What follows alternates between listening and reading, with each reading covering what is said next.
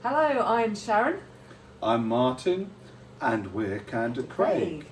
And you're watching Afterglow Rock TV.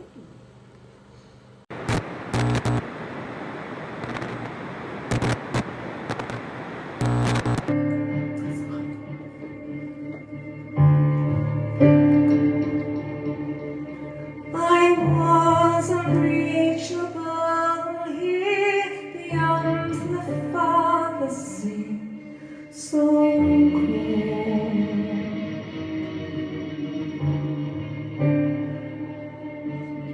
I heard the call upon the air, the thunder of whispers carried you.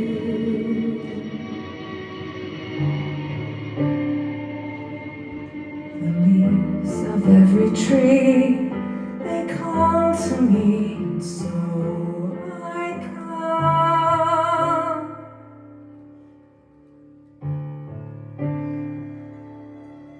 Oh, whistle and I'll come to you, my newfound love, I'm here.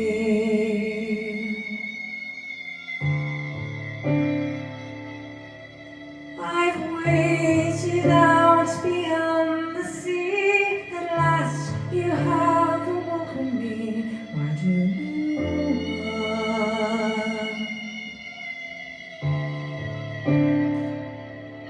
No hiding place from me.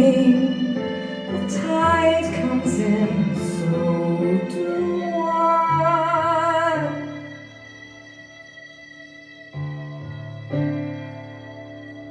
I'll come when you are sleeping, disguised amongst your darkest dreams, carried on its silent tides to carry you away.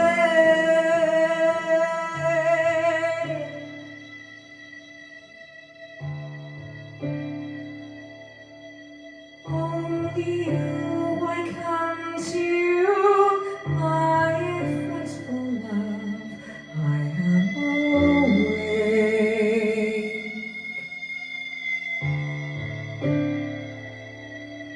And now I cannot sleep again, and you won't sleep again, my love.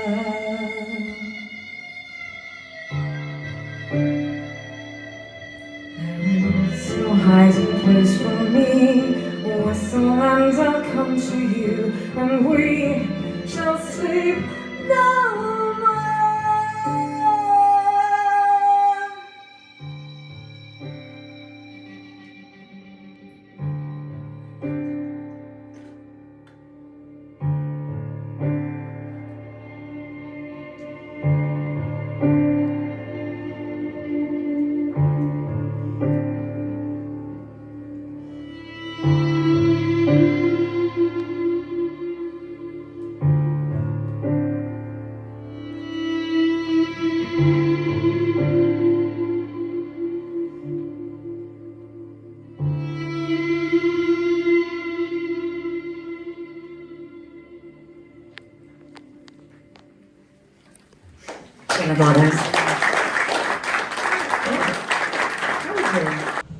Hello, Sharon and Martin.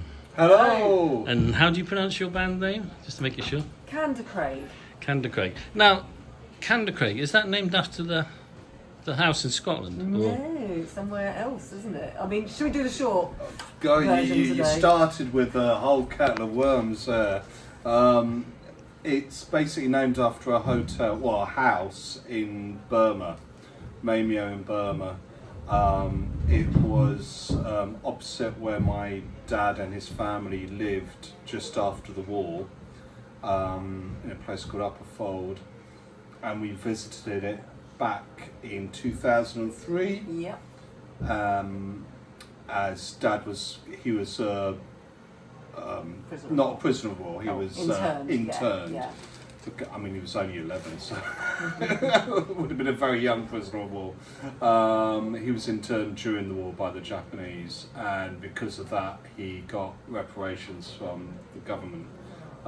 It's the ex gratia payment for British citizens. And so with that money he paid for us all to go to Burma as a kind of sentimental journey type thing, and we got to stay in the house Candacraig, guarded by 2 retired Gurkhas. Yeah. I don't know whether they were there to protect us from the incursions, the rebel incursions, or whether it's to stop us getting involved with the rebels, given the regime there is not the best in the world. But it was, it was just basically a part of your heritage, and also it sounded quite folky, and we thought we were folky when we started, and then we We're not folk. We're not folk, but we are sort of.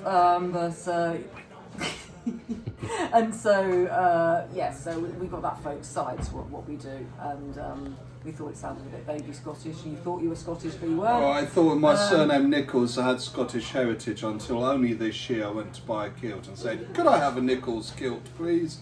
Oh, there's no Nichols kilt. That's a French name. Yeah, so it's French. Yeah.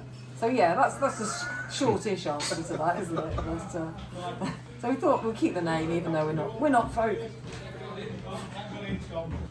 Your first song was called that you played, Gliding. Gliding, yes. Yeah, you named- Gliding Part 2. Yeah, you name checked a lot of places like Marquee, Story that aren't around anymore. Is that something that's...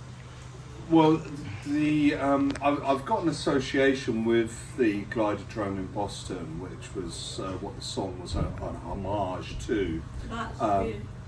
And sorry, what? My mum comes from Boston. Oh right. My oh. uncle used to be a doorman at the Glidodrome. Oh wow. No way. Yeah. What's that? Small world. Well, Small world. It was. I've performed there a few times in another guise, and we know the owners of it quite well. And as with all of these venues, that it's constantly at threat of being closed down. And we thought we'd write this song as, maybe just to raise awareness of the venue, because it is such an iconic venue. Everyone has played there. The Who, Jimi Hendrix, Ike and Tina Turner, Stevie Wonder, and it is like a moment in history when you walk through those doors. Time capsule. Yeah, it's not changed, and you just feel the atmosphere there, and I absolutely love it. And it would be criminal if we lost it. And so all the venues that we name check are venues like the Glidodrome, which are iconic, which we've lost over the years, and venues are closing down every week. And where are we going to go to see music if we can't keep these venues open? And that's basically what the song is. It's a love letter to the days of touring in the 60s and 70s where you could perform every day of the week, and to all those fantastic venues, but it's also a rallying cry, to keep the venues open. Yeah.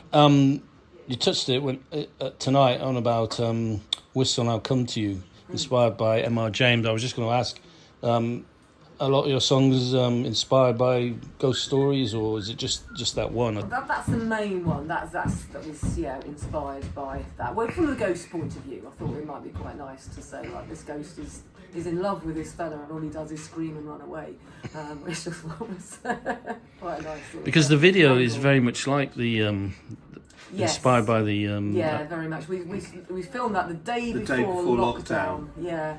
We just thought we'd get out there before everything closes. We can't do a thing. We can't travel, and it was freezing, really windy, but it was really atmospheric. What's it called? Threadlethorpe Beach. Yeah, up on the north. On the coast, east coast near of Lincoln. Mablethorpe, Yeah, because I was going to say, was it filmed in the same area? But I think that was filmed down in Cornwall. Norfolk. Yeah, it's Norfolk. I think that was. Or was it filmed in Norfolk? Norfolk, Suffolk. Yeah. But we really drew inspiration from that Jonathan Miller version of it, because that's so creepy. The whole thing is just. Oh yeah, when the sheet gets up in the bed bedroom. There's nobody there with him. Yeah. For you, it's that noise, isn't it? That noise of just that shit. They describe it as a cow. Yeah, but it's the noise from my nightmares, even before I'd seen that, and it freaks me out even now. But yeah, that's the only one from literature, I think. Because I was talking to you. You got one called the ash tree, but that's not based on the M.R. James. No, that's not the M.R. James. No, that's based on a dead tree that we found on a walk once. And yes, it was completely dead, but it was making this incredible sound from the winds that was blowing through the dead seed pods. And we thought, oh, there's a song in that, so we wrote it. And we thought we'd record the sound of the wind blowing through the seed pods, and we'll have that in the song. Yep. So we went back to record it, and the bloody thing was alive. Yeah, it wasn't dead at all. How dare it? Yeah. How dare it not die? Yeah, because the actual ghost story, the Astro. I don't know if you've seen that one, have you? I've seen that one. Freaked me out a bit. I've seen the. I have read it. The film of it. I've read quite a few M.R. James. I'm trying to think. It's quite an old one, isn't it? Was it got the 70s? Yeah. Oh, you're on about the TV one? Yeah, it's 1970s. Yeah. 1970s ghost story for Christmas series. Because they changed it in the book. M.R. James describes it like large crawling spiders, whereas in the TV series they're like spiders with their babies' heads on it. Yeah. And that was quite freaky. Etheridge, I think it was. Yes, that's the actor in that. Who, funny enough, we saw in The Woman in Black, another ghost story on the stage. But Shadow Girl's based Shadow on Girl is definitely a ghost story. It's not It's not based on a story, but it's about a mournful ghost, which was I know what you're going to say. Carry on. Right. What?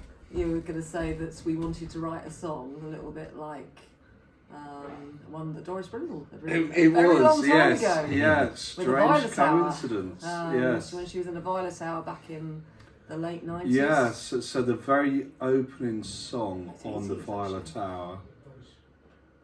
Dream of Me? Dream of Me, I think it is. And that's very ghostly, and I was really inspired by that. I was also inspired by when I was 15, my brother took me, this was during Folk Week in Whitby, and he took me to a pub called the Middle Earth. That says it all, really. And it was full of all these kind of like fisher folk types and travellers and blokes with Aran sweaters, you get the picture, And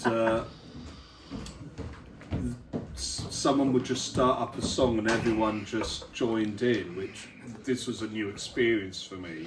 I'd never seen anything like that before. Obviously now I know that does happen a lot in those kind of communities. And they were singing this song, and I thought they were singing Shadow Brown. Obviously in later life I discovered that it's the old sea shanty Shallow Brown. But and I just had that Shadow Brown in my head, going around in my head, and so I came up with Shadow Girl. And I had this chorus, oh, Shadow Girl. It's a very old song. It's one of the first songs we wrote together. The first full song. It is the first song we wrote together. Back in about 1992, so it was a long time ago. And it finally made it onto the album because as Candacraig, we were writing songs but not really doing anything with them, and we just had them for years and years until before lockdown we thought, right, let's make something of this. We've got quite a lot of good songs, let's write some new ones to go with it. And so the first album was very much 25 years in the making, wasn't it? And the real mixture of more recent stuff and much older stuff. Yeah, so I was going to ask how long you've been sort of doing this as a thing, Doing this, not very long at all. No, really, it formed properly in lockdown, really, wasn't it? Yeah, we had created the duo Candacraig about 10 years ago, wasn't it? We just did a few pub gigs, just mainly covers. Yeah.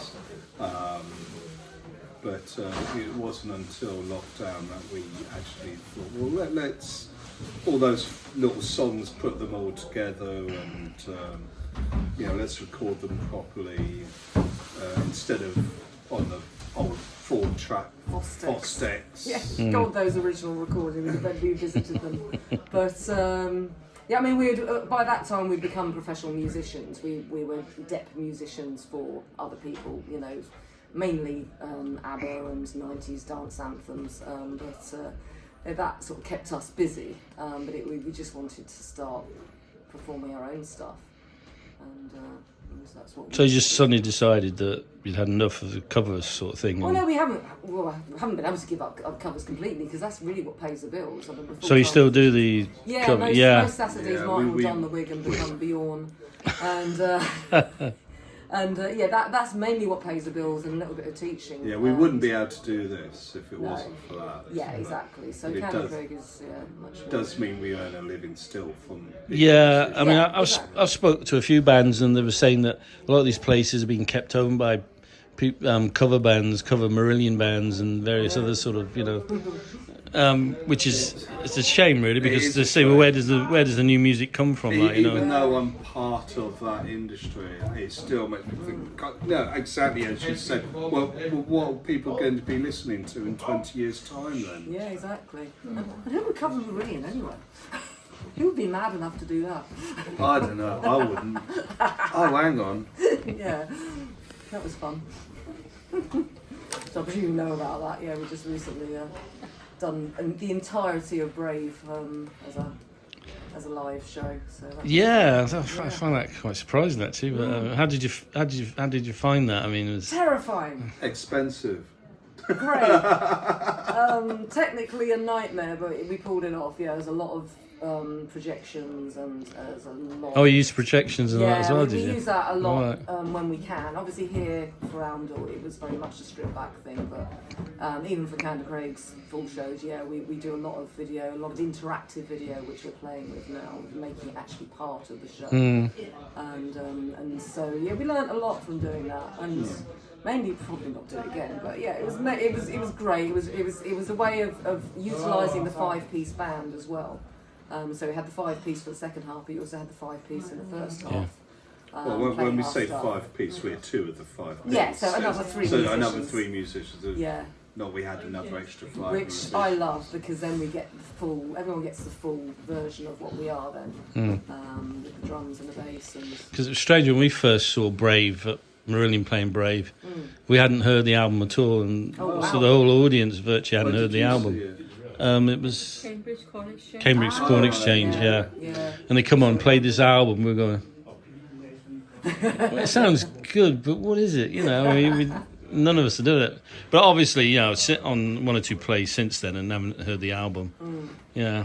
Yeah, so it was. We'll probably do it as a live stream at some point as well. But,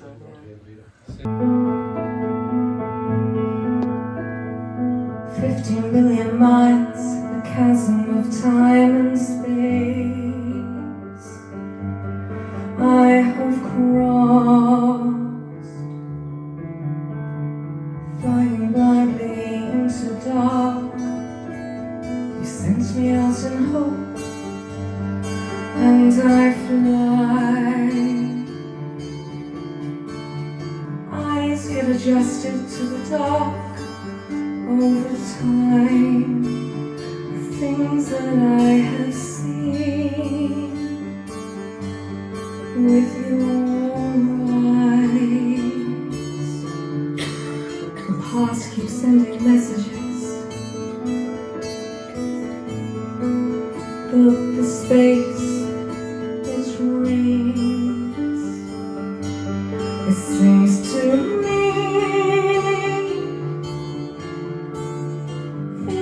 Are you still there? Are you even listening? I'll never know.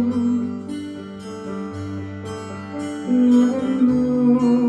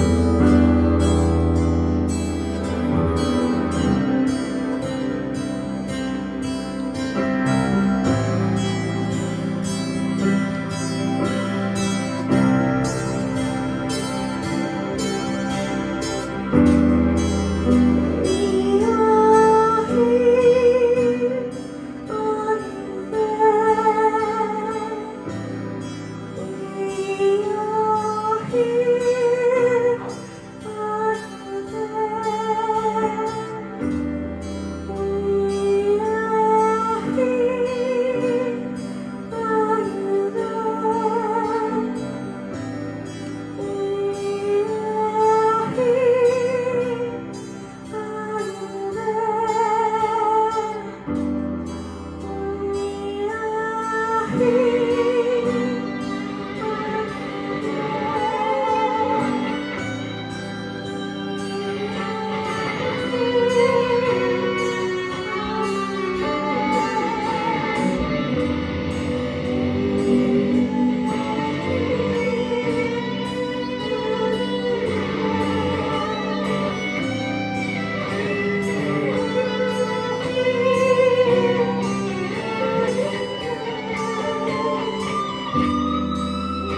it's a song about Voyager.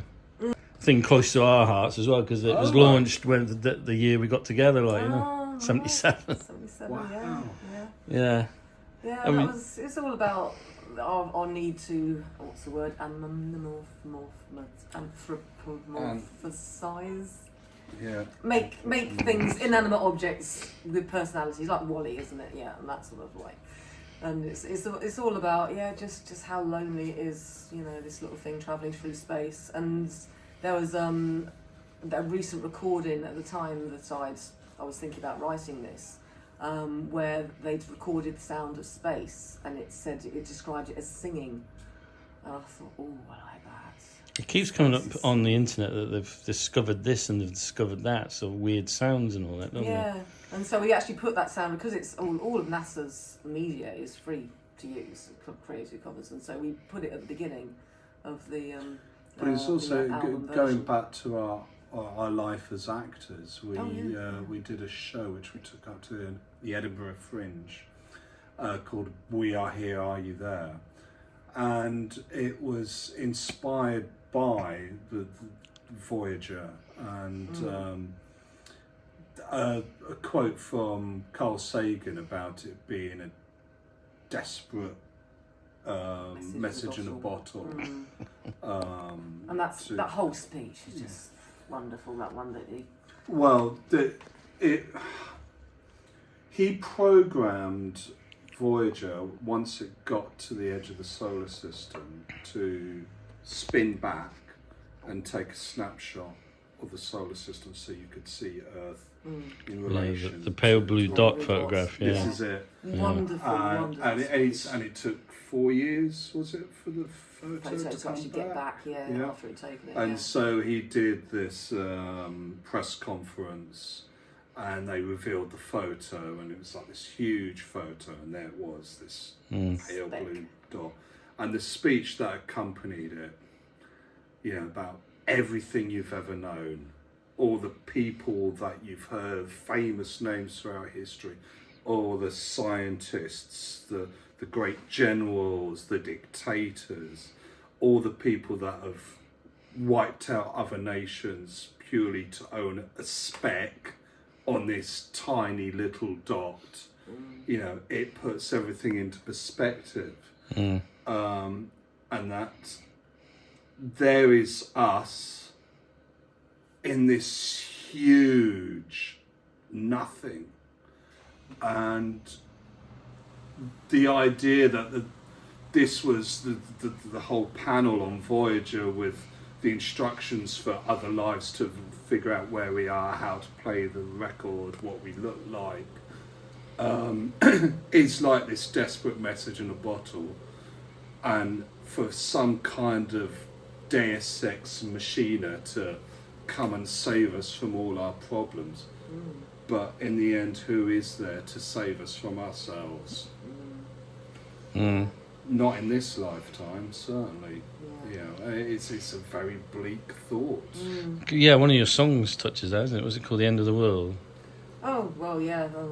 Cheerful. This You is, know, that's quite a apocalyptic outlook on things. Yeah, inspired by Saltburn Pier, isn't it? Saltburn Pier. Yeah, I don't know why. I just we were visiting Saltburn because we've got relatives up in Whitby, so we go up that end of the woods quite often, and just stand the edge of the pier. I was just like, I don't know. It just came to me, this idea of just like everyone would gather here to watch the end of the world, and I just thought, yeah. So there wasn't any specific event. No, it's just that one of those weird inspired sort of it. like things. Yeah, these cheerful lyrics that I come up with. Yeah, I'm good at that.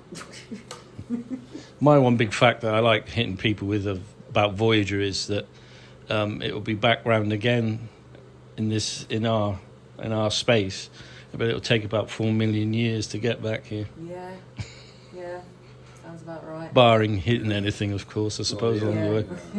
Yeah. So, Candacraig, what's next for you now, you guys?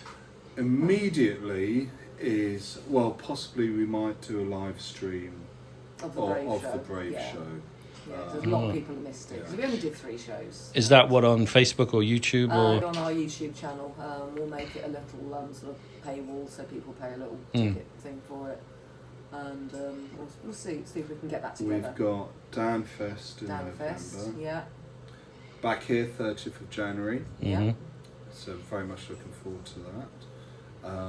We've got Neen Valley Rock Festival Sometimes. first weekend in September. Something like that. Yeah, we don't know which day yet. Llangollen Fairy Festival, we just literally booked ourselves on that because our friend is the organiser, so that's quite handy. But it's also news to me. Yes, sorry, yeah, we're playing that. Oh, are we? Yes, right. yeah. Am I free? Yeah.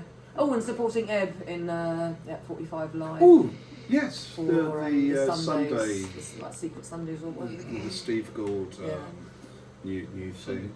Yeah, Yeah. really looking forward to that. We're great friends with Ed. We love them to bits. Probably they're very impressed with your cleavage. Is that what you said? I know. Yes, I was very off-putting when they were mixing our sound up in their place up in Lockerbie. Yeah, we've done their little place a couple of times, and That's good fun. Yeah. yeah, they're lovely. People. We love them to bits. Hopefully, in the new year, we will have a new vinyl release, which will be remix and remaster of selected songs from the first 2 albums, and that's going to be done by Robin Armstrong of Cosmograph. He's what he doesn't know about sound isn't worth knowing, and we just thought it would be really interesting to give it to someone to really play with, because I think we've always felt a little bit rushed with the mixing and mastering of our stuff, and I think it would be interesting to see what take Robin's got, and he's got a few ideas, so there might be some changes a little here and there to some of them. Yeah. So that will be our very first vinyl release. That'll be sometime next year.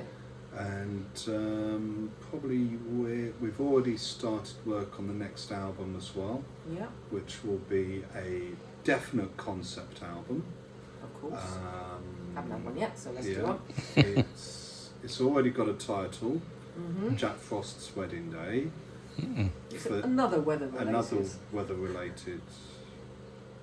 But that's album. completely unintentional, because it's something I wrote back in about 1999. It's a one-woman show that I wrote, a play, and back in our acting days before we became musicians, and it just thought this would make a brilliant concept album. So all the stories there, a few songs are already taking shape. So yeah. And that's definitely going to be a big departure as well from the first 2 albums. It's going to be a lot more visceral, lot more drums, a lot more electric guitar. Yeah, much rockier. Yeah, a lot rockier. Yes. But still dark and twisted, of course. Still dark and twisted. Right, guys, I think that wraps it up then.